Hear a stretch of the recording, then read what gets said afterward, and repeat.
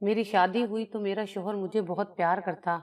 मैं खूबसूरत भी बहुत थी। मैं शादी के दूसरे माह ही हामला हो गई। मेरे शोहर की ख्वाहिश थी कि मेरी पहली औलाद बेटा ही हो। और जब 5वें माह डॉक्टर ने ये खुशखबरी सुनाई कि मैं एक बेटे को जन्म देने वाली हूँ, तो ये सुनकर मेरे शोहर के तो पाँव ही जमीन पर ना टिकते थे। उसने तो मेरी जिंदगी जन्नत बना दी।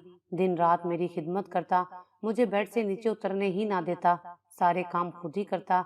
मैं खुद को बहुत ही खुश नसीब लड़की समझती। और फिर जब मैंने बेटे को जन्म दिया, मेरा बेटा भी बहुत खूबसूरत था, मगर उसकी शक्ल देखकर मेरे शोहर ने मुझे तलाक दे दी और मुझे छोड़कर चला गया। मैं बहुत रोई, मगर किसी ने तलाक की वजह ना बताई। बिलाखिर लेडी डॉक्टर मेरी माँ को अपने कमरे में ले गई और एक ऐसी बात बताई जिसे सुनकर सबके सर पर आसमान टूट पड़ा, क्योंकि वो बच्चा तो मेरा नाम तबस्सुम है और मेरी उम्र इस वक्त 25 साल है। मेरा ताल्लुक लाहौर के करीबी इलाके शादरा से है। मैं बहुत खूबसूरत थी, इसलिए सब लोग मुझे प्यार से रानी बुलाते हैं। मेरी जिंदगी में अब तक बड़े उतार चढ़ाव आ चुके हैं। मैं छोटी सी थी जब से मैंने अपनी माँ को सारा दिन नौकरानियों की तरह काम करते देखा, और रात को जब वो सोने के लिए लेटती तो उसका बदन टूट रहा होता था। माँ कभी कभी तो इतना जोर जोर से रो पड़ती थी कि मैं खुद को बेबस महसूस करने लगती। मैंने अपने पूरे बचपन में माँ या बाप का प्यार नहीं देखा था, बल्कि सारा बचपन महरूमियों में कटा था। मैं अगर ये कहूँ कि किसी को हमारी परवरिश करने का मौका ही नहीं मिला था, तो ये भी गलत नहीं होगा।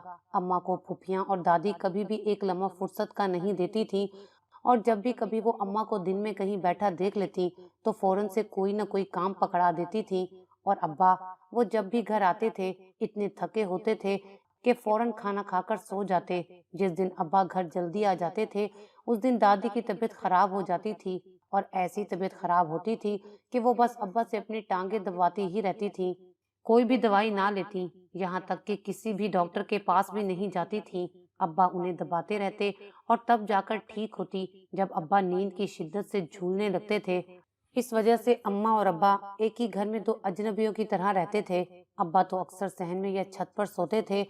सुबह उठते तो अम्मा ने नाश्ता बनाकर रखा होता और दोपहर का खाना साथ ही बांध देती।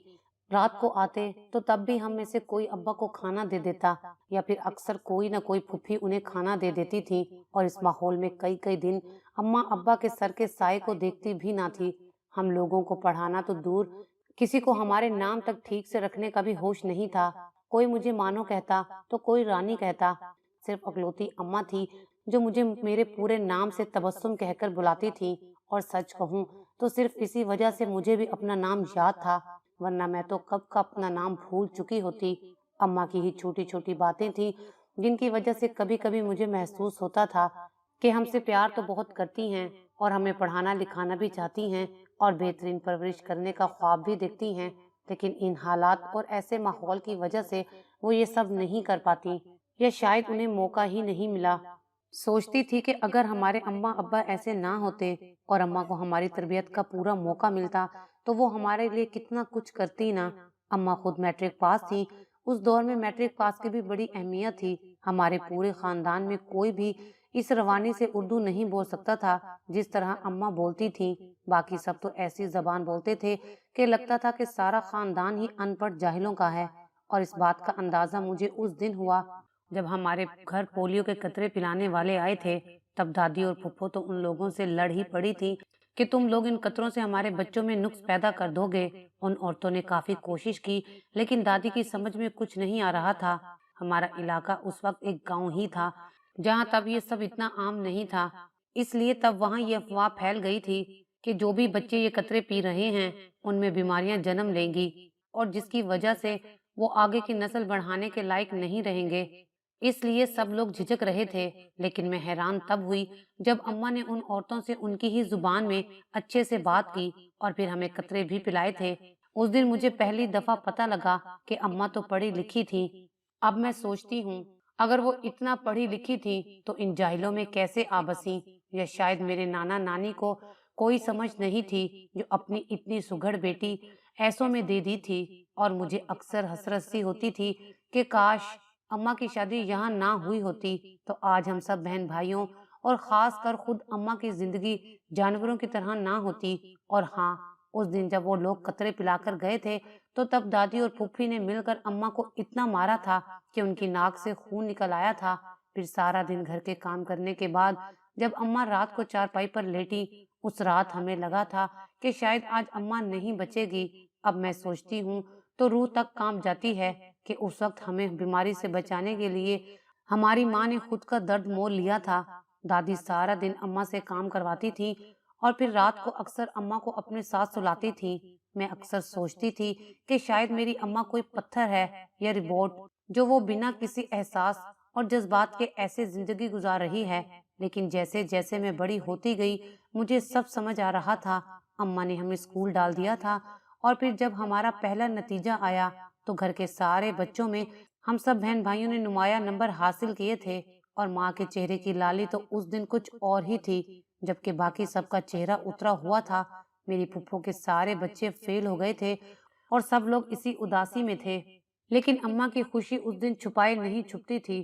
تب شاید جذبات حاوی ہو گئے تھے یا پھر نہ جانے کیا تھا کہ اماں نے ابا کے آتے ہی ان کے آگے ہمارے رزلٹ کارڈ رکھ دیے۔ ابا پہلے تو ایک دم حیران ہوئے تھے، کیونکہ آج تک کبھی ایسا نہیں ہوا تھا کہ اماں ان کے آنے پر ایسے خوش ہوئی ہوں۔ اور پھر جب ابا نے نتیجہ دیکھا تو ابا بھی بہت خوش ہوئے اور ہم سب کو انعام بھی دیا۔ تب دادی کو اس بات کا پتہ نہیں لگا تھا، لیکن شام میں جب علم ہوا تو دادی تو غصے سے لال پیلی ہو گئی تھی اور کہا کہ میری بیٹی کے بچوں کی ناکامی کا جشن منا رہی ہے۔ تب تک رات آدھی گزر چکی تھی اور دادی اور پھپھو کمرے میں آئے۔ اماں بستر پر پڑی تھی، کیونکہ ان دنوں اماں امید سے تھی اور ان کے آخری کے دن چل رہے تھے۔ دادی نے بنا کسی لحاظ کیے اماں کو بالوں سے پکڑا تھا اور چارپائی سے اٹھایا تھا۔ اس کے بعد مجھے یاد نہیں کہ ماں کے جسم کا کوئی بھی ایسا حصہ تھا جو بچا تھا جہاں زخم نہ ہو۔ ہاں اتنا یاد ہے کہ جب دادی تھک گئی تھی تو ابا اندر آئے تھے اور پھر اماں کو اس حالت میں دیکھ کر پہلی دفعہ ہاسپٹل لے گئے، اور پھر ہمارے گھر ایک چھوٹا سا جنازہ آیا تھا۔ اس جنازے پر کوئی بھی رونے والا نہیں تھا، بلکہ ہم بچوں کے لیے تو وہ خاص دن تھا، کیونکہ کھانا اماں نے نہیں بنایا تھا۔ اماں اس دن بستر پر تھی اور یہ ہمارے لیے کچھ انوکھی چیز تھی۔ اسی طرح ہم لوگ بڑے ہوتے گئے تھے اور دادی کی شکایتیں اماں سے بڑھتی چلی گئیں۔ اماں اب ان کی خدمت پہلے سے بھی زیادہ کرتی تھی۔ میں اکثر اماں سے کہتی تھی، اماں آپ کو ان لوگوں کی اتنی خدمتیں کرنے کی اب کیا ضرورت ہے؟ آپ کی اولاد اب جوان ہو گئی ہے، اب یہ کام میں کر لیا کروں گی۔ تب اماں ہنس کر جواب دیتی، بیٹا وہ تو تم لوگوں کا بچپن تھا۔ تب دادی صرف اپنا بدلہ اور غصہ مجھ اکیلی پر نکالتی تھی۔ میں تو سہ لیتی تھی، لیکن اب تم لوگ بڑے ہو گئے ہو، کوئی بھی بات ہوگی تو اس کا سیدھا الزام تم لوگوں پر آئے گا، تمہارا مستقبل تباہ ہو جائے گا، اور میں یہ نہیں چاہتی۔ اس لیے میں انہیں زیادہ سے زیادہ خوش کرنے کی کوشش کرتی ہوں تاکہ ان کا دھیان تم لوگوں پہ جائے ہی نہ۔ اماں کی اتنی دور اندیشی اور سمجھداری پر میں انہیں داد دیے بغیر نہیں رہ سکی تھی۔ آخر وہ ماں تھی نا، وہ سب کچھ دیکھ لیتی تھی۔ اور پھر اماں کی زندگی میں مزید ایک اور چیز کا اضافہ ہوا تھا، لیکن وہ کوئی آزمائش نہیں تھی، ایک عذاب تھا جس نے ہمارے لیے اس زمین کو مزید تنگ کر دیا۔ دادی ماں سے خوش نہیں تھی، کیونکہ انہیں یہ غم بھی تھا کہ اماں نے 3 بیٹیاں پیدا کی اور بیٹا صرف ایک ہی۔ اسی لیے وہ ابا کو کہتی تھی، تو دوسری شادی کر لے، دیکھنا اس میں سے تیرا بیٹا ہی ہوگا، کل کو کوئی ہمارا نام لینے والا تو ہونا چاہیے نا۔ اور پھر پتہ نہیں کیا ہوا، ایک دن ابا گھر آئے تو وہ اکیلے نہیں تھے، ان کے ساتھ ایک لال جوڑے میں سجی سنوری عورت کھڑی تھی۔ ہم سب لوگ حیران رہ گئے تھے۔ دادی نے غصے سے فوراً آگے کی طرف قدم بڑھائے اور کہا، یہ کون ہے؟ میں نے پہلی دفعہ دادی کو ایسے ابا سے سوال کرتے دیکھا تھا، اور کہیں نہ کہیں مجھے خوشی بھی ہوئی تھی، کیونکہ اماں تو کچھ بھی نہیں کہنے والی تھی، اپنی انا کے لیے ہی صحیح، دادی اماں کے حق میں تو بولے گی۔ تبھی بابا نے کہا، ارے اماں آپ ہی تو ہر وقت کہتی رہتی تھی، عدنان بیٹا دوسری بیوی لے آؤ، پہلے والی اس لائق نہیں ہے کہ تم اسے اپنی بیوی بنا کر رکھو، اس لیے میں آپ کے کہنے کے مطابق اب دوسری لے آیا ہوں۔ یہ آپ کی بہو ہے اور پہلی والی سے کئی گنا بہتر ہے، آپ دیکھنا یہ آپ کو خوش کر دے گی اور اس گھر کا نصیب اپنے مبارک پیروں کی بدولت بدل کر رکھ دے گی۔ بابا کا یہ کہنا تھا کہ دادی تو فوراً موم ہو گئی اور انہیں پیار کرنے لگی۔ ارے دیکھو تو ذرا میرا بیٹا کتنا فرما بردار ہے، ایک بار کہا کہ دوسری لے آؤ اور دیکھو جیسے ہی کوئی اچھی ملی لے بھی آیا ہے۔ یہ کہتے ہوئے دادی نے آگے بڑھ کر اس لال جوڑے والی کا ماتھا چوم لیا اور میں دل میں سوچ رہی تھی کہ ابھی تو شروعات ہیں، یہ آ تو گئی ہے لیکن جلد ہی انہیں پتہ لگ جائے گا، کیونکہ دادی تو ایک دن میں انہیں سیدھا کر دے گی۔ لیکن پھر وہ نہیں ہوا تھا جو میں نے سوچا تھا۔ نگین نامی اس عورت نے دادی کو تگنی کا ناچ نچا دیا تھا، اور نہ جانے ابا پر کیا جادو کیا تھا کہ ابا تو اس کی زلفوں کے اسیر ہی ہو گئے تھے، اور دادی کا جاہو جلال نگین کے آنے کے بعد جیسے ماند پڑ گیا تھا۔ جیسے ابا نے کہا تھا کہ وہ اس گھر کا نقشہ بدل دے گی، بالکل ویسا ہی ہوا تھا۔ اس نے سچ میں یہاں کے ریت و رواج بدل دیے تھے۔ دادی نے اسے پہلے مہینے ہی کہہ دیا، بہو اب تک تم امید سے نہیں ہوئی، تو وہ بولی، اماں جی یہ تو میری اور عدنان کی مرضی ہے، ویسے بھی ابھی مجھے بچہ نہیں چاہیے۔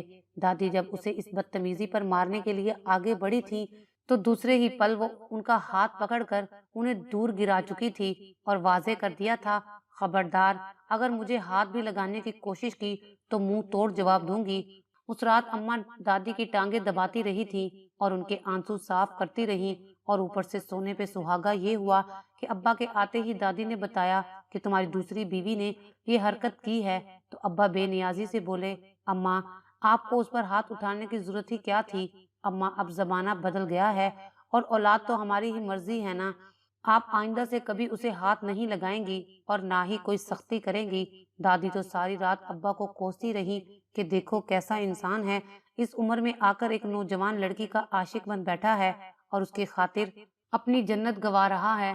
لیکن مجھے دل ہی دل میں بہت خوشی ہو رہی تھی، کیونکہ میں اپنی ماں کو اب تک بہت ترستا ہوا دیکھ چکی تھی، اور اب مجھے نگین اچھی لگنے لگی تھی۔ سب محلے والے اور گھر والے کہتے تھے کہ وہ گندی جگہ سے آئی ہے اور بری عورت ہے، لیکن مجھے وہ اچھی لگتی تھی، اور کوئی اس کے خلاف کچھ کہتا تو میں دل ہی دل میں اس کے خلاف ہو جاتی۔ میں چاہتی تھی کہ نگین دادی کو ان کے کیے کی سزا اچھے سے دے تاکہ سب کے لیے نصیحت ہو، لیکن ان کے خلاف پھپھو نے بھی بہت کچھ کرنے کی کوشش کی تھی۔ ایک دن پھپھو کا دیور گھر آ گیا، وہ نگین کے پاس گیا اور ان سے باتیں بگاڑنے لگا۔ میں یہ منظر دور سے دیکھ رہی تھی کہ اب کیا ہوگا۔ تبھی پھپھو کے دیور نے ان کا ہاتھ پکڑ لیا تھا اور پھر اپنی خبیث سی ہنسی سے اسے کچھ کہہ رہا تھا اور اس کے قریب ہونے لگا تھا۔ میں آنکھیں پھاڑے سب کچھ دیکھ رہی تھی، اور تبھی ایک پٹاخے کی آواز آئی۔ نگین نے پاس پڑی اینٹ اٹھا کر اسے دے ماری تھی۔ سب لوگ اکٹھے ہو گئے، ابا بھی آ گئے تھے۔ تب پھپھو کے دیور نے کہا، اوئے اس نے مجھے خود بلایا تھا اور خود ہی حملہ بھی کر دیا۔ ابا بھی تھوڑا سا کشمکش کا شکار ہوئے تھے، اور میں تبھی بول پڑی تھی، ابا یہ جھوٹ بول رہا ہے، میں نے سارا منظر خود دیکھا تھا، اس نے بدتمیزی کی ہے۔ میری گواہی کی دیر تھی کہ ابا نے اسے مارنا شروع کر دیا اور گھر سے نکال دیا۔ اس دن کے بعد پھپھو کا آنا بھی بند ہو گیا۔ دوسری ماں نے 6 ماہ میں ہی ہمارے گھر کے حالات بدل کر رکھ دیے تھے۔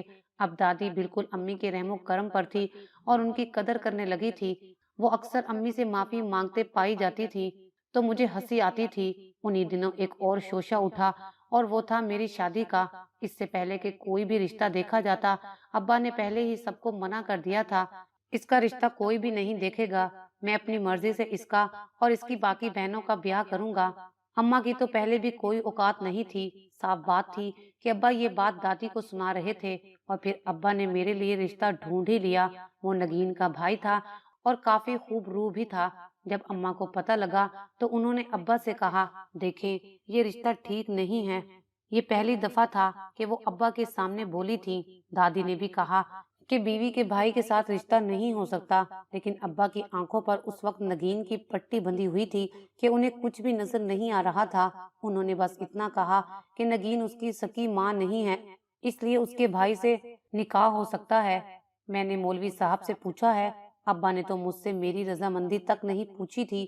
انہوں نے ایسا رویہ اگر اماں کے معاملے میں دکھایا ہوتا تو شاید آج حالات کچھ اور ہی ہوتے، مگر خیر دیر آئے درست آئے۔ ابا نے میری شادی کی تاریخ رکھ دی تھی اور سب تیاریاں شروع ہو گئی تھی۔ مجھے نہیں پتا تھا کہ میری آنے والی زندگی کیسی ہوگی، لیکن اتنا معلوم تھا کہ میں اس جگہ سے باہر نکلوں گی اور کچھ اچھا کروں گی، پھر اپنی زندگی اپنے طریقے سے جیوں گی۔ ایسے ہی دن گزرتے گئے، اور پھر ایک رات میں زاہد کی دلہن بن کر رخصت ہو گئی۔ یہ جگہ بالکل الگ تھی اور یہ ماحول بھی بالکل الگ تھا۔ میں جس کمرے میں رہنے کی عادی تھی وہ ایسی نہیں تھی، وہ تو کوئی پاگل خانہ تھا جہاں میں اب تک رہتی آئی تھی۔ لیکن جب میں یہاں آئی تھی ایسے لگتا تھا कि ये कोई जन्नत है जहाँ मुझ जैसी गुनहगार को डाल दिया है। सर पर न सास थी और न किसी बड़े खानदान का झमेला। एक नंद, वो भी मेरी सुतेली माँ थी, और वो यहाँ कम ही आती थी। मुझे नहीं पता था कि जाहिद क्या काम करता है। वो अक्सर रात को देर से घर आता था, लेकिन मैं पूछ ही ना पाती, क्योंकि मेरे जहन में अपना बचपन आज भी गर्दिश करता था। अगर जाहिद भी अब्बा जैसा हुआ फिर क्या होगा, लेकिन ऐसा नहीं था। वो बहुत अच्छा था, मुझसे बहुत मोहब्बत करता था। उसने मुझे हाथ का छाला बनाकर रखा हुआ था। अक्सर मुझे कहता कि दुआ करो हमारी पहली औलाद बेटा हो जाए। अगर तुमने मुझे बेटे की खुशखबरी दी तो मैं सारी दुनिया की खुशियां तुम्हारे कदमों में लाकर रख दूंगा। मैं उसकी मोहब्बत देखकर बहुत खुश होती, और फिर जब खानदान वाले मुझे देखते तो रश करते थे। मैं अब भी कभी उनसे बात नहीं करती थी, लेकिन मेरे दिल में उसकी इज्जत बढ़ गई थी। उन्हीं दिनों मुझे पता लगा कि मैं उम्मीद से थी, और जब 5वें माह पता चला कि मैं बेटे को जन्म देने वाली हूँ, तब जाहिद की खुशी देखने वाली थी। मैं तो जैसे 7वें आसमान पर थी। जाहिद बहुत अच्छा था। वो मुझे एक कदम भी जमीन पर नहीं रखने देता था। वो मेरे लिए एक अलग काम करने वाली भी रख चुका था। मुझे किसी भी चीज की जरूरत होती तो वो फौरन हाजिर हो जाती थी। मुझे कभी इस तरह की मोहब्बत नहीं मिली थी, बल्कि इस तरह की तो दूर मुझे मोहब्बत मिली ही नहीं थी। इसलिए कभी कभी ये सब देखकर मेरी आंखों में आंसू आ जाते, और मैं सोचती, जाहिद ने सच में मेरी जिंदगी जन्नत बना दी है। इस तरह कुछ वक्त गुजर गया, और एक दिन मैं घर पर अकेली थी। जाहिद काम करने गए हुए थे। मेरे साथ वाली औरत भी उसी वक्त बाजार गई हुई थी। मुझे एकदम बहुत तेज दर्द उठा था, और ऐसे लगा था कि जैसे मेरी रूह फना हो गई हो। मैं बहुत तड़प रही थी, लेकिन घर पर कोई होता तो मेरी आवाज सुनता। मैंने जल्दी से जाहिद को कॉल की थी, और फिर वो आकर मुझे अस्पताल ले गए। मुझे उस वक्त तक होश था जब डॉक्टर ने कहा कि मुबारक हो, बेटा हुआ है। उसके बाद तो मुझे बिल्कुल याद नहीं कि क्या हुआ, लेकिन जब मैं होश में आई तो एक जानी पहचानी जगह पर थी। मुझे होश में आने में कुछ वक्त लगा था, और फिर जब मैं हवास में आई तो मैं उस कमरे में थी जहां मेरा बचपन गुजरा था। मैं खुद को हॉस्पिटल से सीधा अपने बाप के घर पाकर हैरान रह गई थी। उठने की कोशिश करने लगी। अम्मा ने मुझे आगे बढ़कर सहारा दिया। अब्बा और दादी भी उधर ही थे। सभी मुझे देखकर रो रहे थे, और बाबा भी मुंह झुकाए खड़े थे। मैंने पूछा, मेरा बेटा कहाँ है? तो किसी ने भी जवाब ना दिया, और सब लोग चुप ही रहे। उनकी खामोशी का मतलब मुझे समझ नहीं आ रहा था। मैंने एक बार फिर पूछा, जाहिद कहाँ है? मैं ऊंची आवाज में चीखने लगी कि कोई बताता क्यों नहीं मुझे? मैं यहाँ कैसे आई हूँ? मेरा बेटा और मेरा शौहर कहाँ है? मैं मुसलसल चीख रही थी। तब दादी ने मुझे बताया, तेरे शौहर ने तुझे तलाक दे दी है, और तेरे बेटे को लेकर कहीं चला गया है, और नगीन भी उसके साथ भाग गई है। जाते वक्त वो सारे घर का जेवर और सारी नकदी भी ले गए हैं। हमें कंगाल कर गई है। मैंने तो और कुछ सुना ही नहीं था। मेरा ध्यान बस यहीं पर था कि वो लोग मेरा बेटा ले गए थे। मैं बहुत रोई थी। मेरी जिंदगी का जैसे खात्मा ही हो गया था। मैं सारा सारा दिन बैठी रोती रहती थी, और सोचती थी, आखिर मेरे साथ ये क्या हुआ है? जाहिद तो ऐसे हरगिज नहीं थे, लेकिन फिर ये सब क्यों किया उन्होंने? अगर उन्हें हमें लूटना ही था तो मेरी औलाद को तो छोड़ जाते। उसे क्यों साथ लेकर चले गए? मैं बहुत रोई। हमारे घर के हालात पहले से भी ज्यादा खराब हो गए। जाहिद और नगीन को ढूंढा भी बहुत, मगर वो कहीं भी ना मिले। इसी तरह 10 साल गुजर गए। मेरी शादी अब कहीं और हो चुकी थी। मेरी अब 2 बेटियां और एक बेटा है। मेरा शोहर बहुत अच्छा है, लेकिन आज भी उस पहली औलाद का गम पहले दिन की तरह ताजा है। एक दिन मैं अपनी बेटी को लेकर अस्पताल गई, क्योंकि उसकी तबीयत खराब थी। मेरे शोहर ने मुझे अस्पताल उतारा था, और कहा था कि तुम यहाँ से फारिग होकर मुझे कॉल करना, मैं तुम्हें लेने आ जाऊंगा। मैंने अपनी बेटी का चेकअप करवाया, और फिर वहां से बाहर निकलने लगी। तभी मेरी नजर एक बिस्तर पर पड़ी थी, जहाँ एक फालिज ज़दा मरीज पड़ा था, और पास एक औरत खड़ी रो रही थी। मैंने नर्स से पूछा कि ये लोग क्यों रो रहे हैं, तो उसने बताया कि ये औरत कैंसर की मरीजा है, और ये इसका भाई है जो फालिज का मरीज है। इन्हें अस्पताल वाले निकाल रहे हैं, क्योंकि इनके पास इलाज के लिए पैसे नहीं हैं, और मुफ्त इलाज अब मजीद मुमकिन नहीं है। मैंने उन्हें देखा और उनके करीब दिलासा देने के लिए गई, तो मैं हैरान रह गई, क्योंकि वो कोई और नहीं, वो तो नगीन और जाहिद थे। उन दोनों ने भी मुझे देख लिया था, और नगीन मेरे पैरों में गिरकर मुझसे माफी मांगने लगी। मैंने बस इतना सवाल किया, तुम लोगों ने वो सब क्यों किया था? तब नगीन ने बताया, हमारा तो काम ही यही था कि हम लोगों के घर में जाते और ऐसे ही किसी की बेटी की शादी जाहिद से करवाते थे। फिर जब पहली औलाद हो जाती तो हम दोनों उनसे रिश्ता खत्म कर देते और बच्चे को लेकर गायब हो जाते, और फिर वो बच्चा बेचकर लाखों रुपए कमा लेते थे और मैं सारा जेवर और नकदी चुरा लेती थी। तुम हमारा चौथा शिकार थे। तुम्हारे बाद भी कई लोग हमारे हत्थे चढ़े और ये सिलसिला कई साल तक चलने वाला था, मगर खुदा ने हम दोनों को सबक सिखाया है। 2 साल पहले जाहिद के साथ एक हादसा हुआ था। उसने अपनी दोनों टांगे खो दी। फिर मैं काम करने लगी थी, लेकिन आखिर ये सब फिर कितने दिन तक चलता, और फिर मुझे भी कैंसर हो गया और हमने जो पैसा इकट्ठा किया था वो सारा पैसा हमारे इलाज पर लग गया।